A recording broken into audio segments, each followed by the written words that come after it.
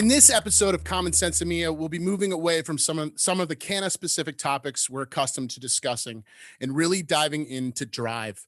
Today's guest has been receiving an incredible amount of press lately due to her successes providing services through a platform called Fiverr, most widely known for its community of freelancers who provide any number of marketing work from design to copywriting at super affordable rates. Alexandra Fasulo might very well be the most successful person on the platform. News outlets and online critics have been obsessing over the incredible financial wins Alex has achieved lately. Some even speculating a conspiratus hoax. Financial success is awesome, but it's a byproduct of our topic today, hustle. Lately, she's been making the rounds on CNBC, Business Insider, just to name a few. Alex, you're awesome. Welcome to SENSimilla. Hi, Will. Thank you. That was like a movie trailer intro of my life. Coming this summer, Alex Fasulo to write everything you need written. Oh my God. No, that's so good. Is it true? Is it fake? Find out. Yeah. I've been trying to think about what clickbaity YouTube title we're going to go with this. Do you have any thoughts? Oh man. I've seen a few, by the way, about you. Yeah. I mean, the go-to is like, did she really make 378K or what? You throw the number out there, definitely gets clicks. Well, here's the thing about this conversation, and I alluded to it in the intro, is like, I'm psyched for you on that. That's awesome. I don't want to talk about that. I want to talk about how you got there, how you're parlaying that into what just my interpretation of what it seems like you're doing just on a public face. So I definitely am interested. Like, again, everybody wants to talk to you about the money. I'm glad for you. Let's talk about how you got there. Okay. Right. So before we started, you started talking about upstate New York. So we share a couple things. My phone number is 315. Okay. Does that mean something to you? Yeah, I know where that is. I'm a 518. That's the upstate New York cell phone area code number. Yeah. So yeah. I went to we share this. So you're from upstate New York. I went to college in upstate New York, very upstate New York, in St. Lawrence University. So way up there, a little north of Albany. But I'm curious about your experiences on upstate New York. I know it's dark, it's cold. Everybody's probably related to you. Oh my God. Yeah, I mean, I grew up in upstate New York, so it'll always have a place in my heart. I also went to college in SUNY Geneseo, out in the middle of nowhere in Western New York. And for people who don't have a map, Geneseo is 3-4 hours west of Albany, because New York is huge. It's far. It's far, yeah. I mean, upstate New York was what it was. It was dark, yeah. It was cold. It rained a lot. People are generally unhappy. It motivated me, I think, to bust my ass and find a way out. Yeah, I get that. I mean, there's some amazing parts of upstate New York, like that Adirondack. There's some great regions to it, but I wanted to definitely get out. Not everybody has the luxury of growing up in the coolest place ever, right? So right. I certainly didn't, so like being able to get out and experience, like figure out where you fit in and like where where your community is, that's a part of growing up. I totally get it. So those long ass winters for sure motivated me. That was a big part of me saying like, oh, I was at college, so I wasn't necessarily bound there. I didn't grow up in upstate New York, but I realized that that was probably my first experience where I'm like, okay, there's a world that's bigger than, Canton, New York, and how can I get to it, right? And so, I mean, you had a similar experience and finally wound up in New York City, which I also did. So going from upstate New York to the city is like going from Mars to New York City. Yeah. Right. Yeah. No, you wouldn't even know it's in the same state at all. It is in the same state. It even has the same name as the state that it's in. It's insane. They wanted to make sure you knew where you were. Why? I mean, I know what it was for me, but like, why it's probably an obvious question. It's the greatest place on earth, but why New York? Uh, yeah, I mean, all the obvious reasons. It was close-ish to where to where I was, 2.5 hours from where I grew up. So it was actually the closest big city to me anyway, out of a convenience point of view. But I mean, I'd gone to New York a couple times every year my whole life for fun. So Yeah. I knew, I knew what it felt like to be there. I knew what that like high felt like. And I was like, you know what? I'm gonna do this now because 10 or 15 years from now, 22, who cares? Let's find out what it's like to live there. 100%. It's like the only time to really do it uh, is when you're young or when you're older and far more financially stable, when you can actually afford to be Yeah, there. When you exactly. got, were you able to like fall into, I mean, I remember when I got there, I jumped from intern job to intern job and was just like kicked around, or I kicked myself around, I guess. But before I've kind of even settled into a place, and I didn't even settle into that place, were you able to like fall into something that you loved, or not so much? I mean, my story goes, I went there for a PR job that I freaking hated, like beyond belief. And I hated everything about New York City office culture, the expectations that you work for 13 hours, all the things that New York City is known for. And I was like, I'm getting paid nothing. This job blows. I have no work-life balance. I hate all of this. There has to be a better way. And it's, I owe a lot of what I am today to New York because New York hit me so hard and so fast that I quit that job because I couldn't handle it. Like I couldn't handle what was expected of me with such little pay, such all that Yeah. that I quit and I ended up becoming the freelancer that I now am today and am now helping, thousands of other people come be as well. So I'm kind of happy that New York kicked my ass immediately. Yeah, totally. It's definitely something that New York is renowned to do is Yeah. kick your ass in one way or another. So I've heard you tell the story about your PR job, and I think that that's not an uncommon feeling. I heard you say in an interview, that you woke up on a Monday morning or something, and you just like something happened. I kind of want to spend a few minutes talking about Monday morning, Okay. because so let me just add a little bit of context to this. So a lot of the interviews you've been doing have been hyper specific about you, about the success you've made, and all of those things. And again, those things are really interesting to me. But the kind of theme through line of these conversations that I've been having with entrepreneurs and hustlers, and granted, it's mostly cannabis entrepreneurs, but we're opening it up. The stories are still relevant no matter what. So, but the through line that we're trying to reach here is sort of the demystification of the hustle, of being an entrepreneur, of kind of uh, you know uh, steering your own ship and guiding, like being in control of yourself, right? It's so important. And for me, and one of the common things that I'll talk to entrepreneurs about is just that fear, right? That fear of the weekend before that Monday morning, or that Monday morning, whatever, like, or even more fearful, that Monday afternoon, that Tuesday morning, right? When you're like, oh crap, I did it. I Mhm. stepped off the ledge. Yeah. Now what? Right? So take me to that Monday morning, because that's the stuff that I'm interested in, because to me, like, that's human emotion right there. It's people don't take risks for any number of reasons, but they're all because of fear. Every one of those reasons is because, oh, I'm complacent, or I have a paycheck, or I have health insurance, or I have kids, and not that any of them are irrelevant or not important. They're not, but they're all like the reasons people don't do things. So I want to hear about that fear, because I think it's really important.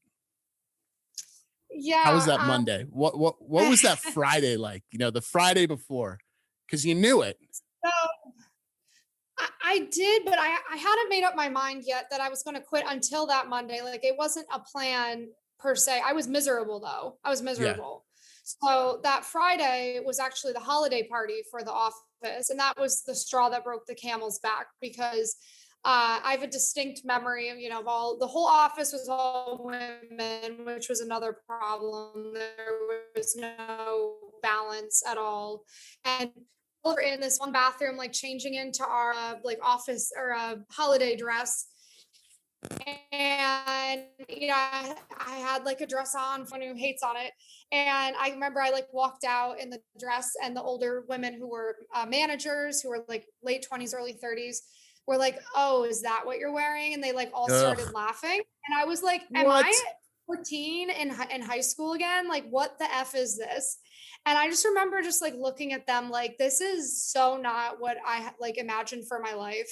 And I went to the holiday party, and I remember like none of them had any interest in knowing me or talking to me. And I'm like a pretty friendly person. I don't understand Mhm. why.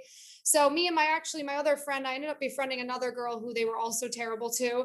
And I just remember I got there and I was like, you know what, screw this company. And I remember I drank like all of their wine and like had myself a night. And then I went home. And then that weekend, I came to terms with how unhappy I was there.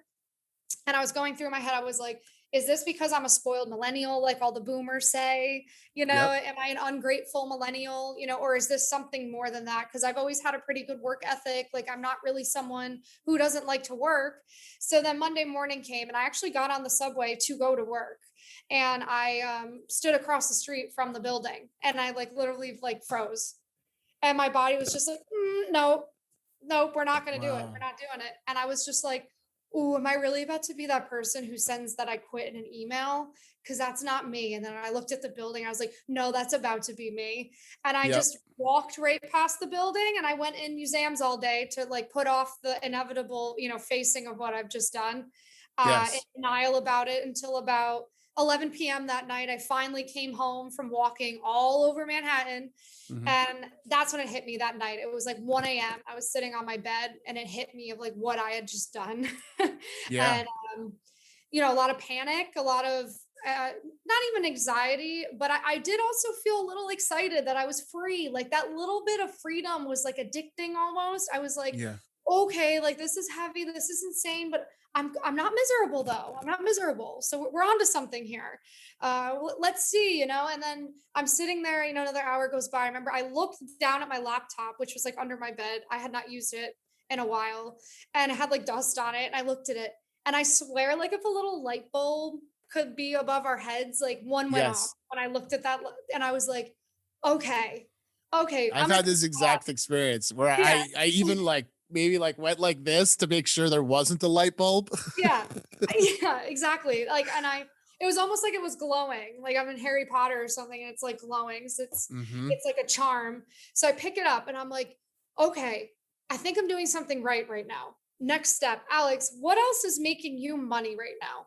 That Fiverr site. You're making literally nothing on it, but it is still making you 40 bucks a month. Go on there, and it was very practical. And then everything just kind of fell, the next day I woke up to an order on Fiverr, and that was all I needed to know that I could do this. That was it. That's After that, that was it. that's a beautiful I'm like there with you. I feel like I was standing on the corner watching you when the universe like was like, no, no, dude, you know what you're doing, and it's not in there. You know what I mean? Here's Yeah. where we differ. You went into like a state of denial and educate, but you grew in that state. You went to museums and you like, had an enriching experience. I would have gone on a pizza tour and eaten pizza everywhere. In fact, I might do that. Okay, that's fair. That's fair. I got it. I get it. I would eat my feelings and drive them down. You were enriching yourself. I appreciate that. That's awesome. Yeah. I wanna talk about Fiverr a little bit. Um, I know that at this point, like you're growing. First of all, let me ask you this because I've been thinking about this the entire time. Um, I've been watching you and like watching your stories and all this stuff and reading all the press releases, blah blah blah. Has Fiverr reached out to you on this? Like you've gotten them an incredible amount of press. Oh man. Yeah. No, no, they haven't. Me That's and insane. them, we stay in our lane. Fiverr, listen up. Get your shit together. Reach out. Yeah, I don't know. I don't think they love how big I've gotten, associated with their brand. I think it's a liability to them if I decide, to crap on Fiverr, tell everyone to never use it again, or everyone would listen to me. So I think they don't like that. Hmm. That's my theory anyway. You know Maybe. what? It's honestly fine because I don't like having a boss or people Oh, controlling totally, everything. totally. So it's Yeah, like, I'm it's not. I'm not saying that. I'm just saying like that you've created a pretty amazing coattail for them to ride on for a minute. Is all. I'm surprised that Yeah, they I haven't. know. I know. I hear you. There are days when I'm like, it's kind of odd. There's crickets there, but oh well. The difference in and again, it's not entirely unique, but mostly when I talk to entrepreneurs, uh, they are hanging on to the job, right? And me included, right? So there was an idea, maybe like a slight execution of the idea. I guess in this case, you were already on Fiverr, you were already doing a little bit there. Even though it was the bare minimum, you were still on there. But I mean, like maybe before I left my 9 to 5, I spent years writing a business plan, like like preparing all that stuff. And basically all it was again, just me telling myself, I wasn't ready for this. I wasn't ready to take that jump. And I needed to do all these things. And I still wanted to be making this like secure money and all that stuff. And you didn't really have that experience. You were like, okay, that didn't work out. What next? Oh yeah, that thing. Let's do that. And I Yeah. I think that's amazing. I think that's an amazing thing. And then to be able to actually turn that into a living. So, just for context, can you tell us what Fiverr is? Yeah, Fiverr is basically an open marketplace for freelancing services. So it's half businesses, entrepreneurs, people coming on there to buy things. They need to buy a logo or a web design or whatever. And then it's half sellers, which is what I am, the people fulfilling those orders. And it's actually Israeli owned, but it's global. So it's worldwide. I think some countries maybe have it, some don't, but most of them have it. And I've been on there over 6 years now, and I've just watched it blow up. When I was Totally. on there 6 years ago, no one had heard of it. There was some money on it, but now they're huge, and you can go look at their stock price to prove it. Yeah, totally. 100%. And the other important factor to this, and I think this is the most obvious reason people are so infatuated with the financial success that you have. It's called Fiverr because most things cost $5, and they can even within a range. So as a CEO of a design company, I'll let you know we're not cheap. Our websites are it's an investment to get a brand from us. It's an investment, but people can go onto Fiverr. They can, contact someone and maybe get a logo made for $5 or at most, you know, I don't know. So, there's no cap to the prices, right? So it's a wide range Yeah. of things, Yeah. right? So that's all to say that there's a common perception and an obvious misconception that it's part of this, it's really fueling what is called the gig economy, right? So this thing that I started hearing about after the last recession, when people in 2008 and 9, when a lot of people lost their jobs back then and had to be entrepreneurial, figure out ways to make money. And this thing called the gig economy, having multiple jobs, gigs to support yourself, became a thing. And that's kind of when Fiverr, I think, became first, like pretty well known. But you're right, it is, it's blown up since then. So I guess I'm interested now, knowing that there's like, you know, potentially on the surface, maybe financial limitations that somebody can meet. Where did you find your niche, and sort of how did you throw gas on that fire? I mean, my niche is just that I offer writing on there. I will do writing for any topic. So it's like I'm not even really that niche down. I just decided that I would be selling writing or editing, merely because that was just what I knew I could kind of do. I was doing it in college. I was doing it a little bit at that job that I quit. So when I went on there, I was only charging like $10, $15 for what I was doing. So I didn't feel that I was scamming anyone because I didn't have a Right. ton of experience, but I was only charging, you get what you pay for. And on a site like Fiverr, there are people who are charging one, two, three, $4,000 per order. I charge over 1,000 for an ebook. You get what you pay for always. So I think they regret that their name is Fiverr because they have tried so hard to move away from that $5 premise. Like they don't want anyone charging $5 anymore. That was, think through your name before you launch a company, everyone. Big time. But yeah, I chose writing and editing just because very practical. I knew I could a little bit. I had done some writing at the previous job, so I didn't sit there and consider myself a writer or the next best writer to hit the planet or any of this stuff. I was just like, I think I can kind of do this at least at $10 an order. I didn't sit there and consider myself a writer that's worth $1,000 an order. I can tell you that. That of course came as part of my whole development with this, but you get what you pay for. So I was like, I'm going to charge $10 and I'm going to provide what I think is a $10 service to people. And it turns out, I was providing a much higher than $10 service because I had people coming back for more and more very quickly. Yep. So that's kind of, it started low, but it got really high. Totally. That's how you build a business, right? You go out and you validate and test your idea. You charge less for it, and sometimes, if you're me, you charge nothing for it in the early stages. You might even like pay a client Yeah. or bribe them with pizza, which I've done many, many times. Yeah. There's another common thread here, Alex. It's pizza. I can see Um, that. Yeah. it will always be pizza. Okay. But there's, like that's what you do. You test the validity and make sure that you're not an imposter, right? It's the best way to punch that imposter syndrome and maybe even that like confidence bit, right in the butt. Oh, I can do this. Oh, it can return money for me. I can support myself. Do you remember? Because I'll tell you, I'll share this experience with you because it's hugely lame.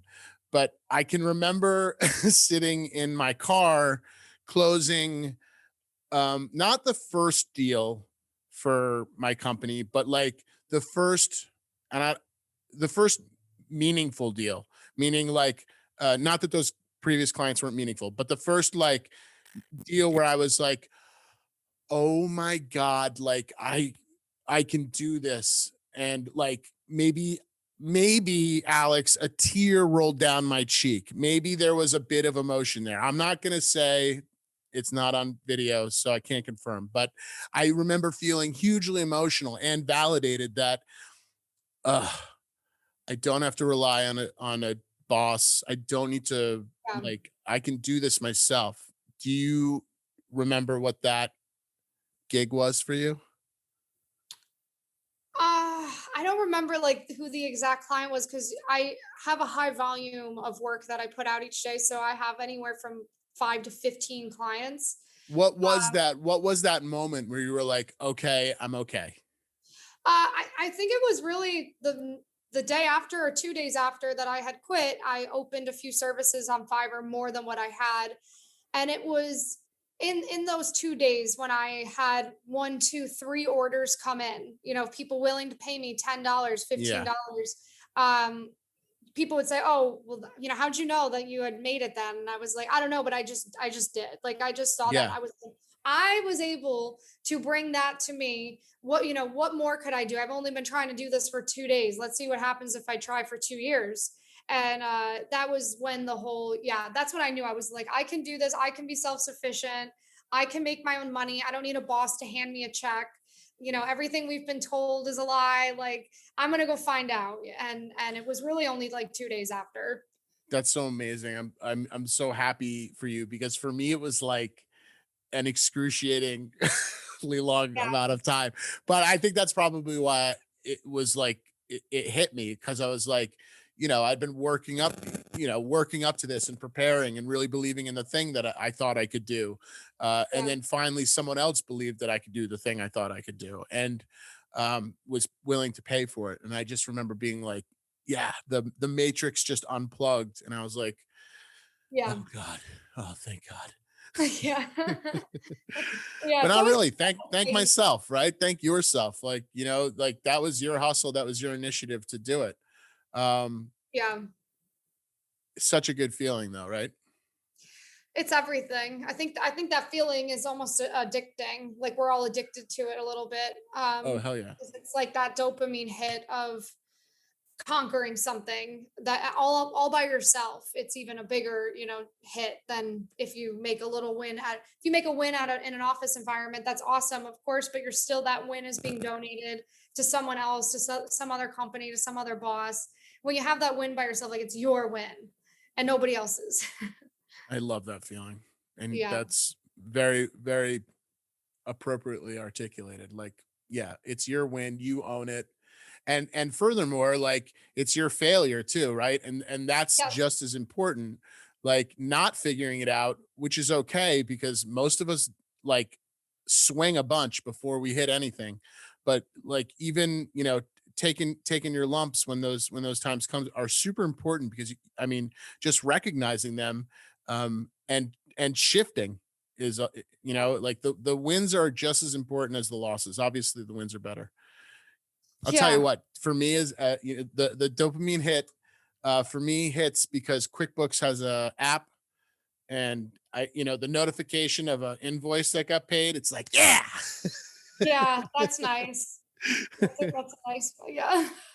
I know um I noticed lately I follow you on Instagram. I noticed that lately you've really been using your powers for good. It seems you've been using this new influx of attention to you and your platforms for good, and I love that.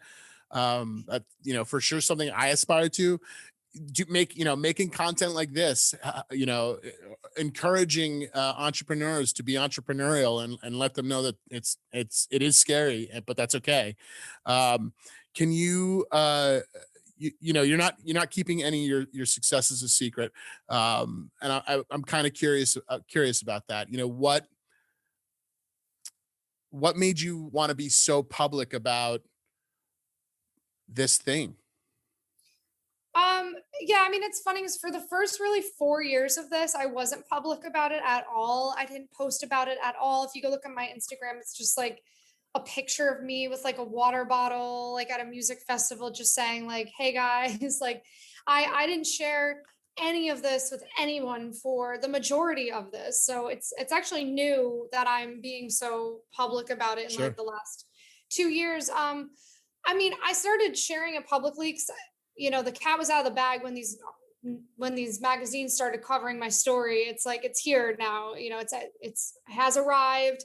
My fears of people knowing this about me and treating me differently or whatever, I can't stop it anymore. It's arrived, Right. and I might as well embrace it. And it's been a really interesting journey the last 2 years for me, like being public on social media. It's definitely been one of self acceptance, self confidence, developing a mindset where I'm mature enough to recognize that a lot of people's hate is their own projection and not to take it personally. Like I've had to go through a Totally. lot of mindset development very quickly to be mentally okay doing all this because I get a lot of hate and no one's prepared for that. You don't go to the school of hate like and here's No. how to deal with this. Like nobody prepares you for that. So, Right. the barrage of hate that comes my way every day, I've had to very quickly like get my mindset together Yep. and get very mindful, meditative almost in separating myself from my thoughts. That's become necessary. And I just think, I mean, I'm someone, I believe like my why is never for the money. My why is for the journey, for the experience. I like to help other people. Like, what's the point of all of this if I'm just going to sit in the corner with my bag of gold and like snicker at everyone? Like, what fun is that? It's It's not. like, it's not fun. Like, you want to No. share it with people. So I'm like, okay, everybody knows the money I make. It's in the freaking title of all these articles, which I mean, it is what it is. So it's like Right. everyone knows the money. So all right, they're going to pay attention to me. I might as well, like you said, use my powers for good and let people in on the journey that this has been, both the good and the bad. Because as you know, success doesn't just fall out of the sky after two Right. days. Totally. Yeah. I'm yeah, I am it is very admirable the way that you seem to deal with the bullshittery of, you know, having an internet presence and or having a public presence. It's I've read, I've done I've done some Yeah. research preparing for this podcast, and some of the things I've read are just it's the internet, but it's just ridiculous. So screw the trolls. Who cares about them? I'm curious about what kind of feedback you've been receiving. Again, like so what I'm getting at is like you're teaching people in the same way I hope I am. Like you're empowering people. You're trying to teach Yeah. people some of the secrets of how to do this, or the fact that just to be, I don't want to use the word motivational, but I'm going to. You can do this. Like these are things Yeah. that you know anybody can do. Um, what kind of feedback have you been getting? I mean, what are your followers and what are your people been saying to you about that? Have you heard any good success stories from your peeps? Oh yeah. I mean, especially on my TikTok, I have people, dozens of people write in every day and say, yeah, I can't even believe it. They'll say like, "Oh, I watched all your videos and I just made $100 yesterday." I'm just like, "Whoa!"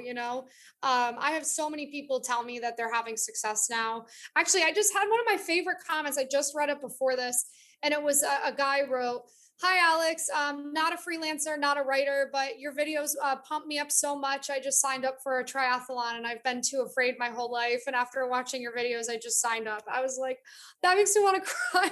That's He's like, awesome. he's like, "I'm not a writer. I don't do any of the things you teach about. You just pump me up." I was like, Hell yeah. wow, that's awesome. Because yeah, I mean, I get really, really amazing feedback that sometimes it's almost heavy on me because I'm empathetic to people. So they'll Yeah. say to me, you know, I don't really, want that responsibility. yeah, like, or Yeah. just, it'll even be positive. They'll be like, "Thanks to you, I paid off my mom's cancer bills or something." And I'll just sit there and like, cause I'm a real human being. So I'm like, people sometimes in these hate things, Yeah, they're like, that's "Oh, she's a heavy. robot. She's whatever." I'll read it and I'll just have to pause because I'm like, Yeah, that's heavy. this is heavy. So, it's been, if I could describe 2021, it's been heavy, good and bad. All Sure. of it has been heavy. So I've been like hiding out in my house with my cat a little bit because I'm just a little bit like, oh God, Yeah, I happening get it. really fast. Yeah. Totally. Well, like I said, it's admirable the way you've been using your powers for good. I think it's great. I think like, that's I find myself as my company grows, like all I want to do is talk to people and learn about it just so like hopefully somebody else can hear this and say like, "Oh, you know, that idiot can do it." Me, Yeah. referring to me, of course. I can do it. Um, Yeah. can you tell me a little bit about freelancing stories? So just before we get there, so you've been crushing the Fiverr game. That's been a big sort of thing. But obviously, it's not your identity. It's not who you are. You're bigger than that. So let's get to like kind of obviously you're still on it, but like growing that, parlaying that into your really truly your own thing. Yeah, and that's been my goal actually since the pandemic started because I feel like that kind of woke everyone up out of their slumber with everything in their lives. And for me, it kind of woke me up to separating myself from Fiverr and allowing myself to be more than just the Fiverr girl because I think we get all like pigeonholed with things a lot and most people have way more to give than just one thing. So, yeah, the last year I've been using Fiverr as a way to springboard me into other things, meaning I've been doing social media videos of my earnings on Fiverr and some clickbaity stuff. Yes, I do a little bit of that. Every That's what marketer social does, media is. exactly. So I've been using my success on Fiverr to grow my own social media, which I'm then going to use as the foundation for all the other things that I want to do. So you catch me in the middle of my social media phase right now, Mhm. which is going to then allow me to have an audience for whatever else I want to do. And hopefully, by next year, I would possibly like to be done with Fiverr. People would say I'm crazy for saying that. So why would you walk away from that money? And I'm like, I don't care. It's Yeah. like that's wise. I don't care about that money. So I would love to be done with that in the next year or two. I won't put a timeline to it, but yeah, I mean, as you said, with freelancing stories and stuff, there's so many more things that I want to go do now, and I'm so happy I'm there. It's like Yeah. like timing is perfect. I've arrived at exactly where I want to be right now. Good for you. Yeah, I thank think you. that's a really good period at the end of this conversation. And I, again, appreciate you very much for taking the time out of your busy day to talk with me. Can you tell the people watching slash listening where to find you? Give me some plugs. All right, there's a lot of places. Hit me. We'll link um, them in the description below, but hit me with all it. right. The most valuable thing I have going right now is my Facebook group. Facebook group, if you are a freelancer or you want to start freelancing, it's this whole community. It's free of people helping each other. It's really awesome. It's like having your own coworkers again. It's called Freelancing Mentorship with Alexandra Fasulo. And then on my social media, it's Alexandra Fasulo on Instagram, Alex Fasulo Biz on TikTok. I'm trying to think of what else to plug. I have a new news site out called freelancingstories.com. Submit your stories. Would love to publish them. Share your Awesome. story. That's the tagline. Perfect. Very apropos. Well, I appreciate you very much in your time. Thanks for joining us in Common Sense Mia. We will see you next time. Bye, Alex. Bye, Will.